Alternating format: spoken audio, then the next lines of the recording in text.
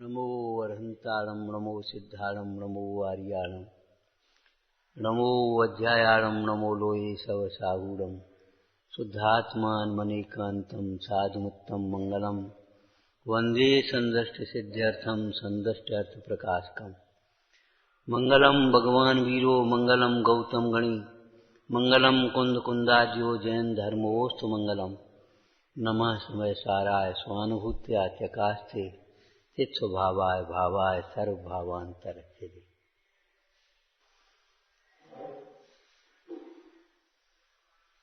हल चलाने से जमीन में पात्रता आती है। बीज बोने लायक कब हो पाएगा?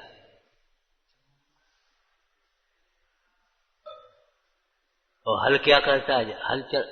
हल कैसे चलाया जाता है? हल चलता तो क्या होता है? अरे गांव के लोग हो तुम, अब बोलो मोनो, हल कैसा होता है?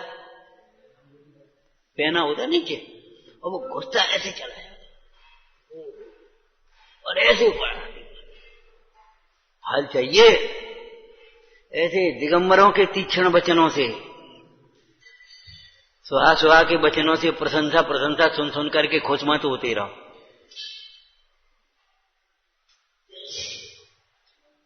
दिगंबर गुरुओं के तीक्ष्ण वचनों से ये मोह गले तो गले और नहीं तो लौट फेर कर वही मोह ऐसे नाचना चाहता भीतर।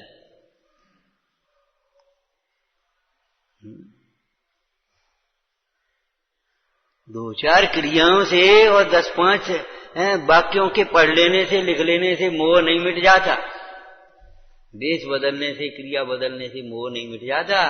मोह जहां की तहां।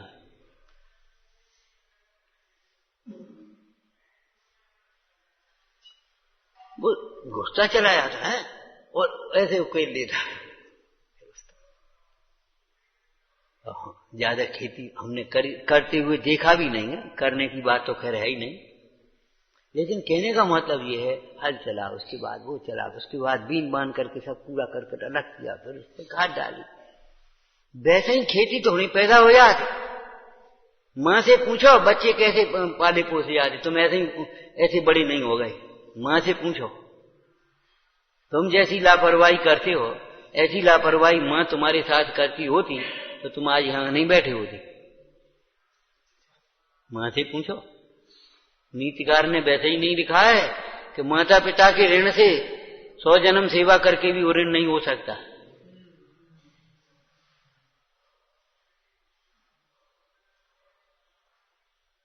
ये देवगुरु हैं, जिनवाणी हमारे माता पिता हैं।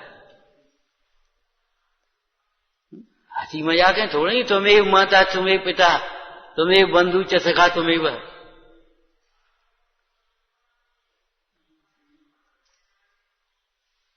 हम क्यों कहने लगे कई बार हैं माता पिता की सौगंध है तुम्हें? क्यों? भगवान को तो समझते नहीं भगवान क्या होते हैं।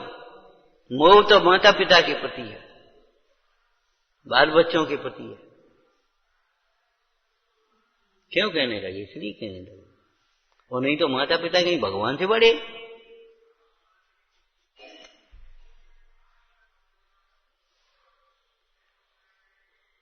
ज्यादा पढ़े सो बस अब क्या करें, कोई आता नहीं, कोई सुनता नहीं। जितनी ये बातें करने वाले हैं वे स्वयं नहीं आते, नहीं सुनते। और नहीं तो जितने कहते हैं जो कोई आता नहीं कोई सुनता नहीं, वे अकेले आने लगे तो देखो फिर क्या हो। कोई करता नहीं है, कोई मानता नहीं है, ये नेगेटिव सोच निकाल देना चाहिए हृदय में। कोई मानता नहीं है, क्यों नहीं मानता? बोलो, क्यों नहीं मानता? तुम्हारी कोई मानता नहीं, हम कहें हमारी कोई मानता नहीं, क्यों नहीं मानता बता? रुक जा रुक जा रुक जा रुक जा रुक जा, जो रटी रटाई भाषा हमको नहीं चाहिए। तुम हमारी मानते नहीं, चलो क्यों नहीं मानते? नंबर 1, इस समय योग्यता नहीं है, स्वकाल नहीं है, अभी काल नहीं आया इसलिए नहीं मानते। योग्यता नहीं है, भली होनार नहीं है, महापुण्य का उदय नहीं है, मोह मंद नहीं है, कथाएं तीव्र है। ठीक है ना? हैं तो हैं, इस बात को स्वीकार करो। ये पचता क्यों नहीं है? पानी डाला पचता क्यों नहीं है? ये दूध पचता क्यों नहीं है, ये रोटी पचती क्यों नहीं है? कचरा इकट्ठा है, सूजन है, कुछ तो होगा है, कोई रोग होगा, उसका निदान करो। कई बार महिलाएं नासमझी से और अपनी फैशन से, यानी ये बच्चा रोता रहता है दिन भर, अरे रोता रहता है, क्यों रोता है इसको सोचो। ये माँ के वचन नहीं है, वो तो रोता रहता है, उसकी तो आदत पड़ गई रोने की। ये माँ के वचन नहीं है, क्यों रोता है? रोना एक रोग है, रोग का लक्षण है, भीतर में कोई बात है। क्यों नहीं मानता अपनी? ये आप कह दे तो मान लेते हैं, हम कैसे सुन, कोई मानता ही नहीं है, हमारा पुण्य नहीं है।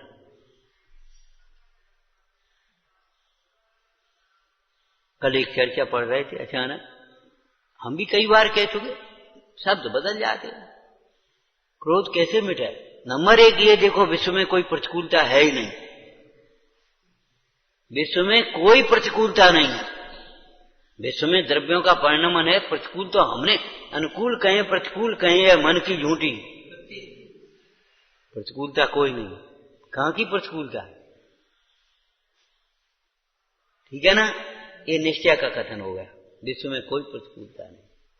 व्यवहार से देखें, अगर तुम्हारी कोई प्रतिकूलता है तो उसमें तुम्हारा कर्मोदय है। इसमें कर्मोदय प्रबल कारण है, सामने वाले का दोष नहीं है। आज ही बुखार आया और आज ही मौसम प्रतिकूल हो गया, आज ही घड़े में हमने वो घड़े का हवा लगाया और आज ही पानी बरसने लगा, बादल होने लगे। अरे तुम्हारा ही क्यों? आज ही माल खरीद कर दो, आज ही वो महंगो हो या तेज हो, सस्तो हो, जो कुछ भाव हो। इसलिए हम कह रहे जो कुछ भाव महंगे में भी नुकसान पड़ देता है और सस्ते में भी नुकसान पड़ जाता है। आज ही तुम्हें 5 लाख रुपया देखो, संजा बोले भैया जब अपने जमा करो, और आज रात को नोट बंद हो गए। अब वो हल्का हो गया, देखो वो हल्का हो गया और तुम भारी हो गए कि नहीं हो गए? कितनी घटना घटी होंगी ऐसी। हंसने की बातें नहीं है, हंसते हो, शर्म आना चाहिए। जब हम तुम्हारी दोस्त बता दे तब क्यों नहीं हंसते? 10-20 दफे हम कह चुके, ये बहुत गंदी छूट है। जब तुम्हारे दोस्त बता दे तब तुम क्यों नहीं हंसते? परमार्थ से देखें तो विश्व में कोई प्रतिकूलता है ही नहीं, क्रोध करण को कौन ठिकानो। नंबर 2, अगर प्रतिकूलता व्यवहार न ऐसी प्रतिकूलता मानी जाए तो हमारे कर्मोदय उसमें प्रबल कारण है, एक नहीं। कौन बाई ये सोचती है कि हम भोजन कराने के लिए इनको बुलाएं और अंतराय कर दें, लेकिन जिसकी लाभांतराय का उदय है उसको क्या करेगी बाई?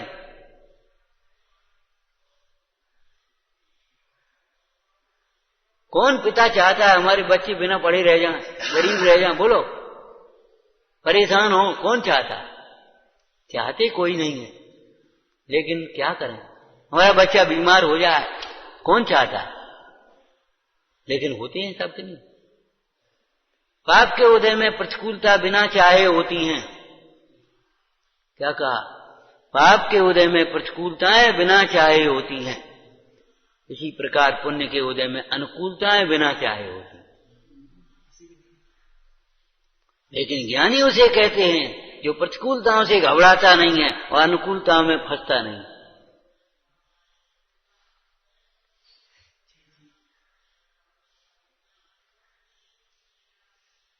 अगर कोई प्रतिकूलता है, अब तीसरी बातें, हम पढ़ी पढ़ाई बातें नहीं चलती अकेली, तीसरी बात विचार करो। प्रतिकूलता है तो 2 प्रतिकूलता है, एक तो इच्छा के प्रतिकूल और एक धर्म के प्रतिकूल। बताओ क्या है? चंदन वाला सेठानी के उस व्यवहार को देख करके तो देखा था हम तो अकेले में कैसो नाटक करते और पिताजी कर रही है, तो देखा था। बाल मुड़वाए, हथकड़ी बेड़ी ढारी और चल घसीट के ले गए, बंद कर दो। घसीटने की जरूरत नहीं, हम चल रहे, बंद कर। चंदन वाला क्या सोच रही है? शील के लिए तो प्रतिकूलता नहीं है। वो वैश्या तुम्हारे बढ़िया वस्त्राभूषण दे रही है, बढ़िया भोजन दे रही है, वहां चंदन वाला जाने को तैयार नहीं है। यहाँ कोई परेशानी नहीं। क्यों? शील के लिए प्रतिकूल नहीं है, शरीर के लिए प्रतिकूल है केवल। हमारा किन प्रतिकूलताओं पर निगाह ज्यादा है बताओ? शरीर की प्रतिकूलता पर निगाह ज्यादा है, इच्छा की प्रतिकूलताओं पर निगाह ज्यादा है, कि धर्म की प्रतिकूलता पर निगाह ज्यादा है? धर्म के प्रतिकूल क्या कुछ भी होता रहे तो हमको कोई विकल्प नहीं है। इच्छा के प्रतिकूल होता है सोई हमारा माथा ठनकता है, उसके लिए प्रयास करते हो।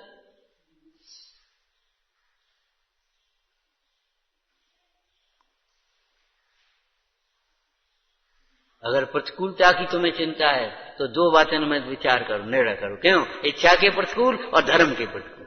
इच्छा के प्रतिकूल कोई बात नहीं है, धर्म के प्रतिकूल नहीं होना चाहिए। हम तुम्हारी इच्छा के अनुकूल नहीं बोल रहे, लेकिन तुम्हारे धर्म के अनुकूल बोल रहे। इच्छा के प्रतिकूल, प्रतिकूली भी वचन जगत को प्यारे आती है ना तुम्हारी।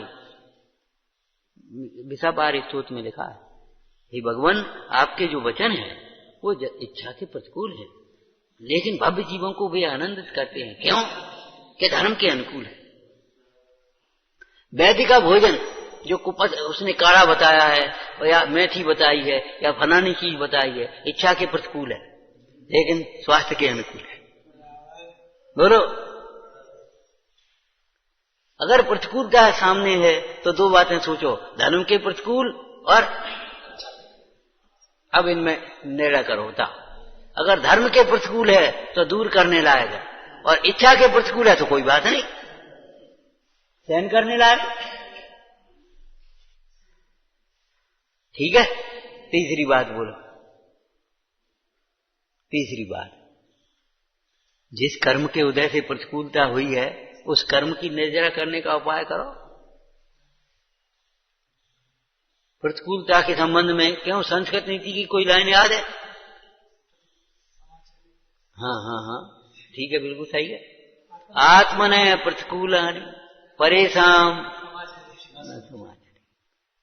अगर तुम्हें वो प्रतिकूल लगती है तो दूसरों के साथ कान पकड़ो कि हम नहीं करेंगे।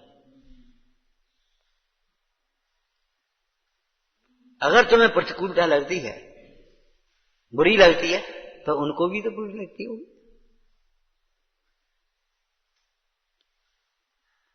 क्यों?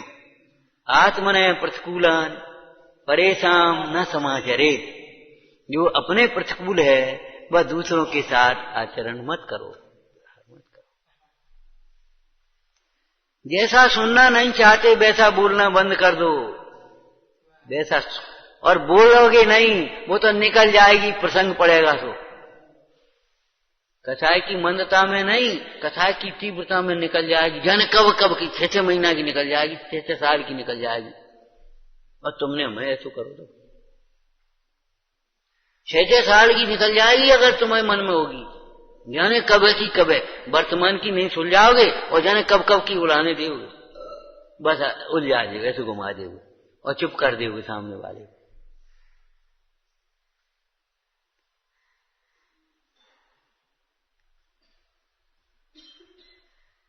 इसलिए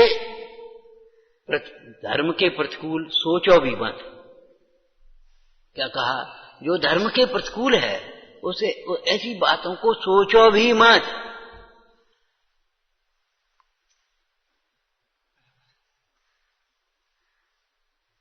क्यों? जो बात सोची जाएगी वो किसी न किसी दिन निकलेगी। आज नहीं निकलेगी, अभी चुप रह जाओगे, फिर कल दिन निकलेगी। और तुम सबके सामने हमसे ऐसे कह दी, फलाना कर दी, निकल जाएगी अगर सोचोगे तो। यहां नहीं कहोगे, कुछ नहीं कहोगे, कहीं जाओगे क्यों कहा? अरे वो ऐसे डांटते थे पंडित जी,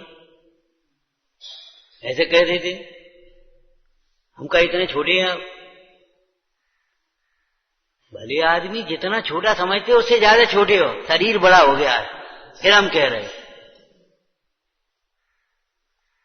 तुमने अपने को बड़ा समझ काहे से लिया? शरीर से, क्षयोसम से, पुण्य से, व्यवस्थाओं से।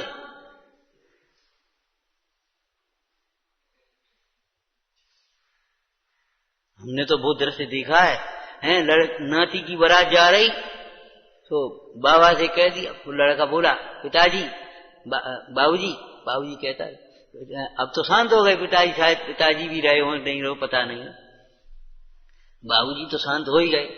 तो बाबूजी आपको चलने, बेटा आप हमें रहने दे, हम यही ठीक है, घर बने रहे, तुम तो अपन जाओ। भाई गांव में बारात थी, बोले नेक देर गए चलो आप, बोले आप रहने दे, देखो हम कह रहे तुमसे, नहीं चलो आप जो कहोगे सो ही होगा, जैसे कहोगे तैसे ही होगा, कोई वैसी बात नहीं होगी, आप चलो। चलो भैया तो चल रहे ले डंडा पड़े और बीच सड़क पर बीच बाजार में पहुंची और लड़के के दोस्त वो से नाचो शुरू करो और उनने अपनी छड़ी घुमाई और पीछे लौटे। भाई गांव की बारात, भाई में निकल रहे ले छड़ी अपनी घुमाई तो पीछे। अब चाहे चले बाबूजी गए 50 वर्ष का लड़का, प्रतिष्ठित आदमी, अच्छा वैद्य, 50 वर्ष का लड़का सड़क पे आया और चरणों में माथा रखा, बाबूजी गलती हो गई,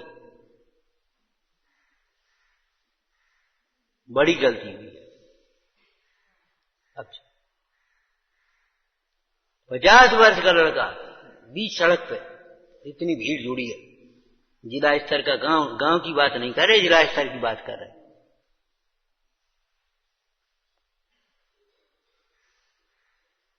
और ऐसे मां तो धरो, बाबूजी गलती हुई है, बड़ी गलती हुई है, तुम्हारी ताकत नहीं है तुम मुंह से निकल पाओ, बोल भी पाओगे।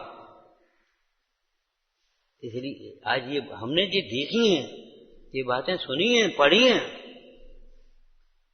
तुमने न देखा है, न सुना है, न पढ़ा है, हम क्या करें। श्रुत परिचित अनुभूत, सुनी हो परिचित हो तो अनुभव है, आचरण में बहुत बाद में आ पाता है कोई भी कार्य। श्रुत परिचिता अनुभूता, सुन ले यही बहुत है। हम कह रहे सुन लेते हो ये बहुत बड़ी बात है, फिर हम कह रहे नहीं तो अभ्यास बौखला जाओ, उठ के चले जाओगे। सुन लेते हो ये भी बहुत बड़ी बात है।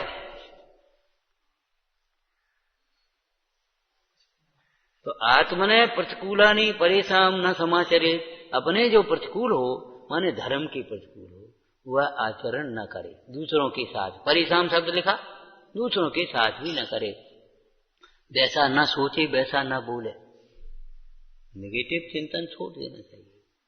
हमने कहा ना इस बच्चे के साथ व्यवहार करने के लिए आपको इस अवस्था का ध्यान करना पड़ेगा। हम एक दिन आए थे, पहले दिन आए थे, तब हम सोच रहे थे कहाँ रोकने, कहाँ बाल्टी कहाँ धरी, लोटा कहाँ धरो, फलानी चीज कहाँ धरी। आप इस तरह उसको बताओ बेटा यहाँ आओ, ये कमरा में रुकना, वहां जाना है, वहां तुम्हारा लोटा, वहां रस्सी रखी, वहां छन्ना रखा, वहां पानी रखा, इतना पूरा बताना पड़ेगा आपको। अगर नहीं बताते बात चले नहीं, हम ध्यान रखना।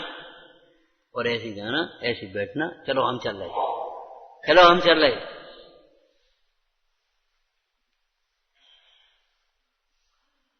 खेल खिलौना थोड़ी बात चली, मजाक है। सिखाने वाला भी कोई निष्प्रयी चाहिए और सीखने वाला भी कोई बहुत विनयवान चाहिए। हर एक की ताकत नहीं है शिक्षा देने की, और हर एक की ताकत नहीं है शिक्षा लेने की।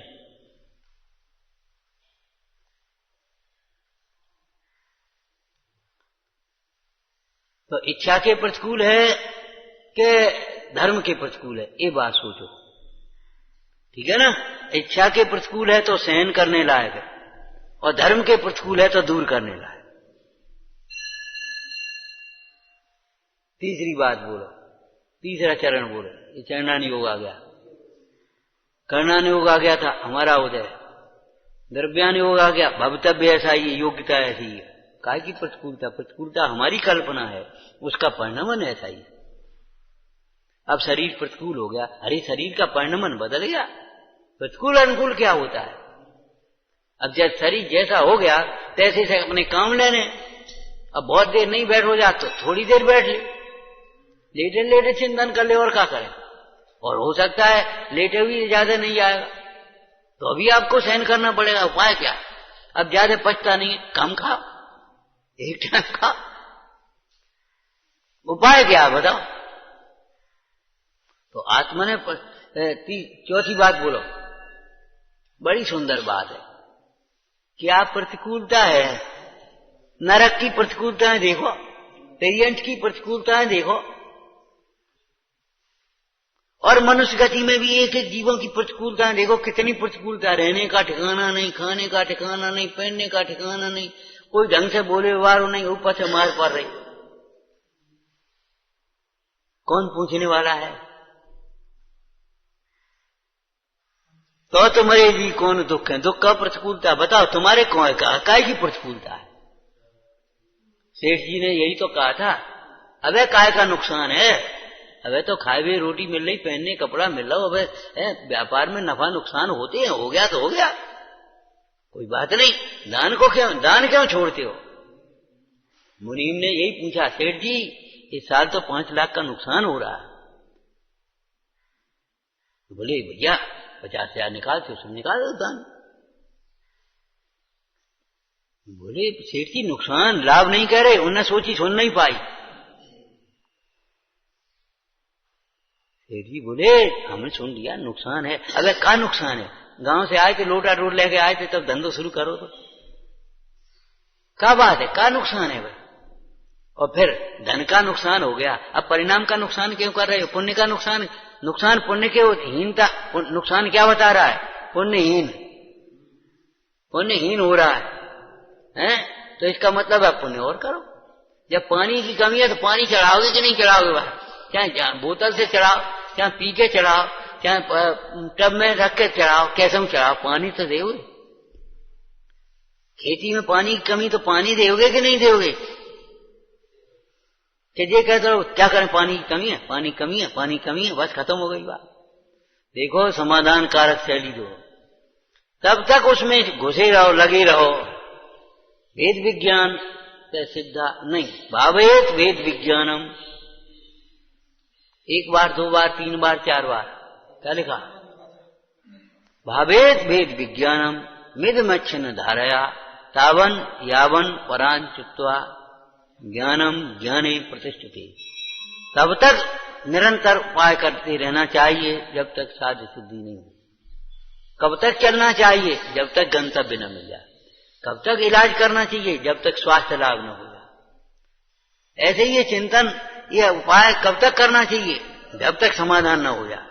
बैठे हम, रात अपनी है।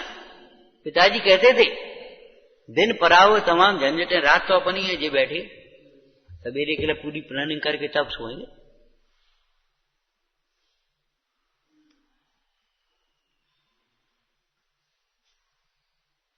सवेरे की पूरी तैयारी करके सोएंगे।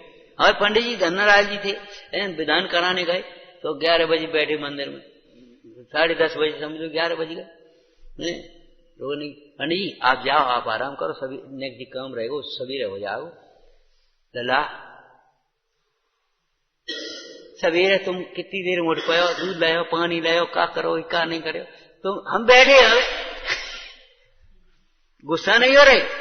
तुमने तो कही चले आओ, इनको करे हो, कैसे हो? गुस्सा नहीं हो रहे?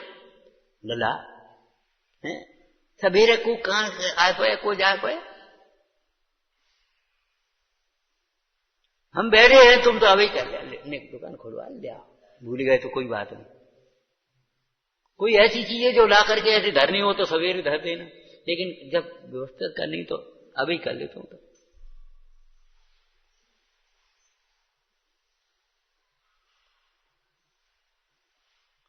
विचार करो भाई, सोचो समझो, कितनी प्रतिकूलता है हमारे, कछूता नहीं है। उनको देखो जिनके कोड़ हो गया तो तुम्हें नेक फुंसी हो गई तो तुम परेशान हो रहे। नमक कम है, उन्हें तो देखो जिन्हें रोटी को ठिकाने नहीं थे, नमक भोजन का ठिकाना भी न था सांझ सबेरा, लेकिन उस वक्त तुम्हें सेठ ने ध्यान में घेरा। भक्ति करो, स्वाध्याय करो, तत्व विचार करो, क्षमता से सहन करो, गुरु वचनों को आदर करो। यह सिख आदरो, क्या लिखा? संबर आदरिये लिखा ना। और संबर के आदर के लिए क्या? यह सिख आदरो जोलो न रोग जरा कहें तोलो झटित निज हित करो। यह सिख आदरो, बड़े आदर। कैसे लिखा है? अंजलि कर शीश धरी है।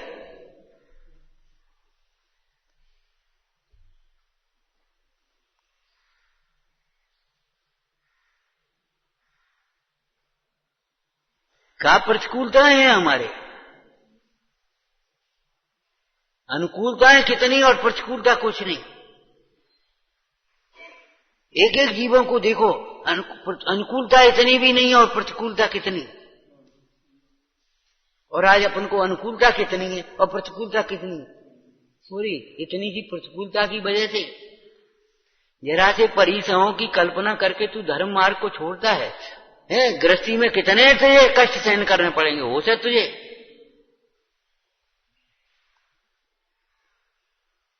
कोई कठिन मान करके पढ़ाई छोड़ दे, फिर का घास खोदने पड़ेगी कि नहीं खोदने पड़ेगी? वो पढ़ाई बहुत कठिन है, हमें नहीं आने। बिना पढ़ा रह जाएगा तो क्या करने पड़े वो बताओ। कठिन कह करके छोड़ता है। भूख लगी हो, लड्डू ऊपर रखे हो, भोजन ऊपर रखा हो तो ऊंचा कह करके छोड़ता है। हमने तो हंसी बच्चों की भाषा बोली है, बच्चों का दिमाग लगाया था। 2 बच्चे थे और माँ ऊपर रखे, बेटा भूख लगे तो ऊपर धरी अलमारी में। या फिर ढूंढने की सोच की, माँ कह नहीं गई, चलो आए अब क्या करने, तो तू घोड़ा बन जा। एक घोड़ा बनो और एक ठाड़ो और निकाल जा और 2 ही ने खा लो। अरे ऊंचा है तो ऊंचा उठ करके एक खटिया ले आओ। अब कछू है नहीं स्टूल, खटिया ले आओ।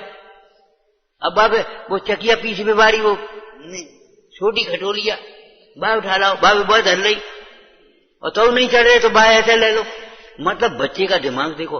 हम कहते तुम्हारा दिमाग नहीं चलता, भोगों में चलती है तुम्हारी बुद्धि, धर्म मार्ग में नहीं चलेगी। शरीर में चलेगी, भोगों में चलेगी तो धर्म मार्ग में बिल्कुल नहीं चल पाएगी। ध्यान रखना, ये मिथ्या ज्ञान का लक्षण है। ये मिथ्या ज्ञान का लक्षण है, ध्यान रखना।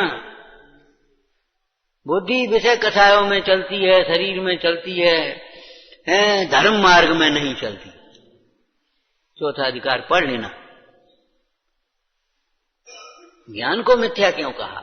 दर्शन मिथ्या है, उसके सहचर होने से ज्ञान मिथ्या कहा जाता है। लेकिन ज्ञान का मिथ्यापना क्या है? ज्ञान का मिथ्यापना ये है, जहां लगना चाहिए वहां नहीं लगेगा दिमाग, और जहां नहीं लगना चाहिए तहां देखो कैसे चल रहा दिमाग। ये बातें हमारे जीवन में कैसे आए? जिस दिमाग नहीं चलेगो, जिस दिमाग चलेगो चलो बेकार है, रोज रोज की वही, ये दिमाग चलेगा। और विपरीत मिथ्या ज्ञान संसार में भटकाएगा कि जो बताओ मोक्ष पहुंचाएगा? मिथ्या ज्ञान संसार में भटकाएगा कि मोक्ष पहुंचाएगा?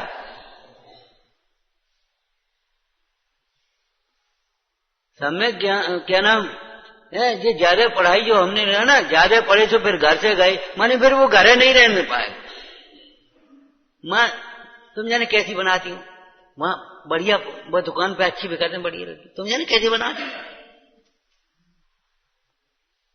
वो इतनी बढ़िया चाट बनते, तुम जाने कैसी बनाती। अरे वो तेजाब डालती तो माँ कैसे डाल देगी तेजाब? वो नरमा डालती, वो तो माँ कैसे डाल देगी नरमा बच्चे के लिए? माने फिर घर की हर चीज बुरी लगने लगती है और बाहर की हर चीज अच्छी लगने लगती है। ये हाल हो जाता है। नेक पड़ गए, ठीक है, बढ़िया, अल्पश्रुतम बढ़िया है। अल्पश्रुतमान होगा वो भटकेगा नहीं, ज्यादा कुश्रुत होगा, कुश्रुत तो भटकाएगा। विचारना भाई, क्या कहा? विश्व में कोई प्रतिकूलता है नहीं। नंबर 2, व्यवहार न्याय से देखा परमार्थ से। फिर नंबर 1 बोलो, विश्व में परमार्थ से कोई प्रतिकूलता है नहीं। नंबर 2, व्यवहार से जो प्रतिकूलता कही जा रही है वो हमारे उदय के अनुसार है। नंबर 3, प्रतिकूलता इच्छा के प्रतिकूल है कि धर्म के प्रतिकूल है? अगर इच्छा के प्रतिकूल है तो सहन करने लायक है, और धर्म के प्रतिकूल है तो दूर करने लायक। चौथा नंबर, कितनी प्रतिकूलता है, कितनी है, कछु तो नहीं है। काय को घाटा है, कितना घाटा है, अभी नंगे पैदा भय थे,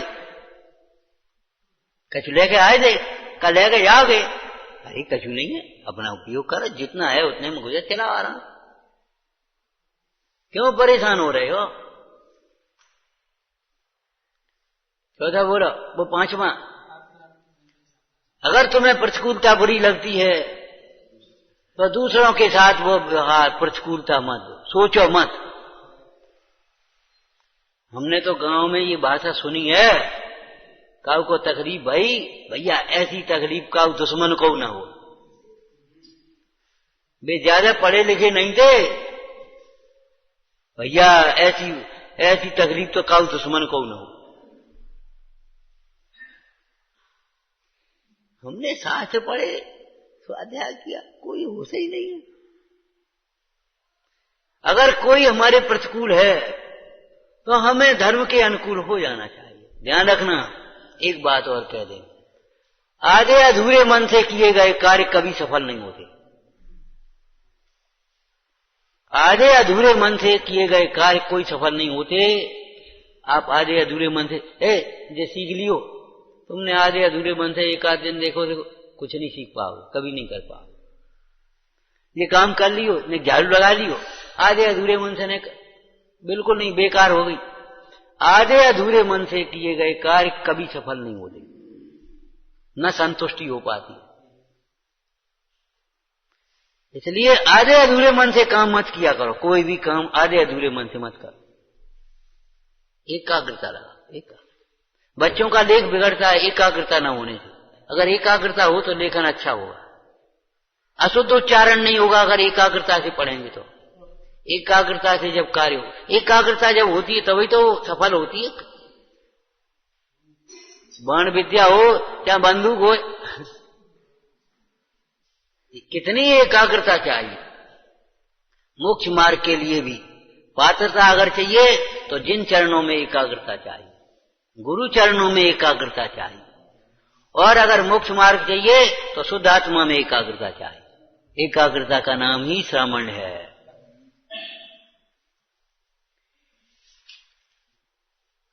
एकाग्र, अगर एकाग्रता नहीं है तो नहीं कर। आगे असफलता क्या बताती है, पढ़ा होगा कि कार्य में प्रयास हमने पूरे मन से पूरा नहीं किया होगा। अगर हम असफल हैं, क्यों असफल हैं? हर जगह असफल हैं, हम हर जगह फेल हो जाते हैं। फेल हो जाते, तुम सब काम आधे अधूरे मन से करते हो।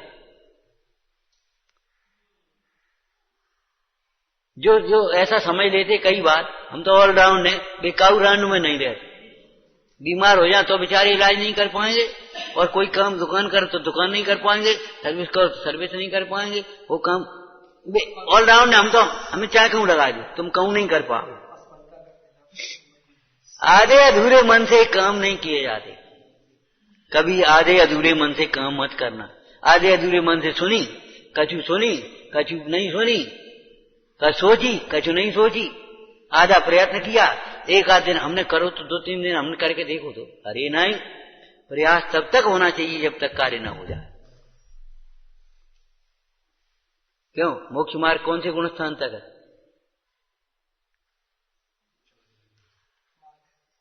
मार्ग पूछ रहे हैं। 14 में किसी अपेक्षा से चलो वो भी कह दो, लेकिन सामान्यता नहीं है।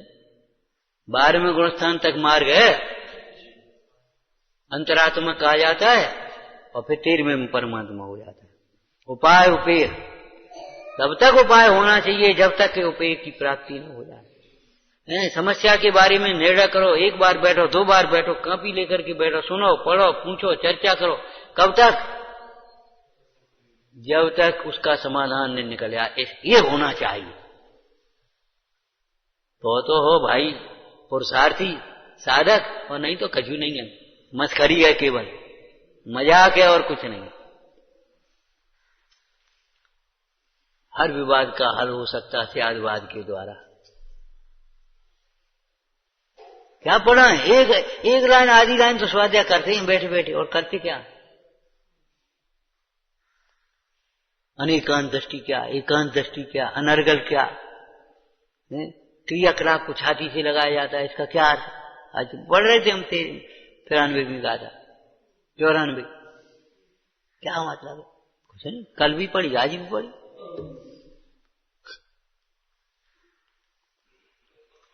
इतनी जल्दी पढ़ाई हो जाए तो फिर क्या पूछो? बच्चे की किताब होती है इतनी छोटी, एक सप्ताह में पढ़ा देंगे, लेकिन 1 साल पढ़नी है, बच्चा है वो, तो उसको किस ढंग से पढ़ाया जाएगा और किस ढंग से पढ़ाया जाएगा, इस बात पर अध्यापक का ट्रेनिंग है कि नहीं है? 1 साल में पढ़ानी है।